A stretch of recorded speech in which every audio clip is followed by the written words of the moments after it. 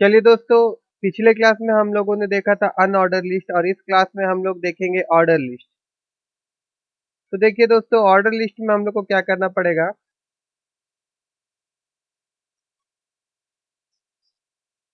जिस तरह से हम लोग अनऑर्डर लिस्ट करते थे, सेम उसी प्रकार से ये भी होगा। इसको मैं हटा देता हूँ। बट यहाँ पे यूएल के जगह में हम लोग को क्या लिखना पड़ेगा, ओ एल। ओ एल मतलब order list. O L.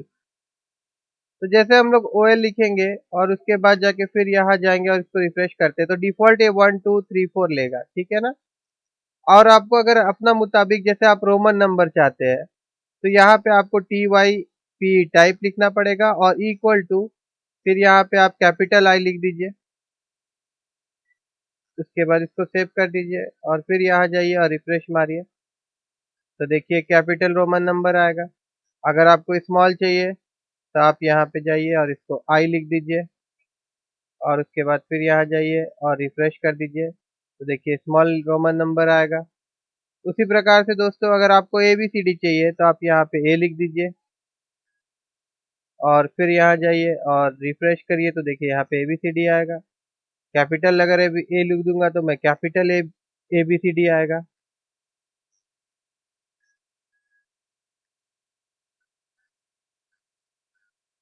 Sorry दोस्तों, देखिए यहाँ रिफ्रेश करते हैं हम लोग, देखिए कैपिटल ABCD आएगा।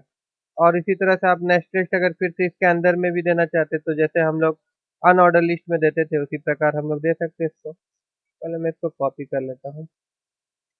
देखिए मैं इसको कॉपी कर लेता हूँ। उसके बाद मैं यहाँ जाऊँगा और इसके अंदर में मैं इसको पेस्ट कर, ठीक है। और यहाँ पे मैं आई यूज़ करता हूँ। अब चलिए जाइए यहाँ पे रिफ्रेश करिए, देखिए इस प्रकार। ठीक है दोस्तों, आप चाहेंगे तो आप ऐसा भी कर सकते हैं कि ऊपर वाला आपका अनऑर्डर लिस्ट में रहेगा, नीचे वाला आपका ऑर्डर लिस्ट में रहेगा, तो वो भी आप कर सकते हैं। जैसे मैं यहाँ पे इसको चेंज कर देता हूँ, नीचे वाला को मैं अनऑर्डर लिस्ट कर देता हूँ और यहाँ पे टाइप इक्वल टू मैं SQUAR लिख देता हूँ और इसको रिफ्रेश कर देता हूँ, ठीक है। इसको थोड़ा छोटा कर लेते हैं, देखिए इस प्रकार से नजर आ रहा है। ठीक है दोस्तों,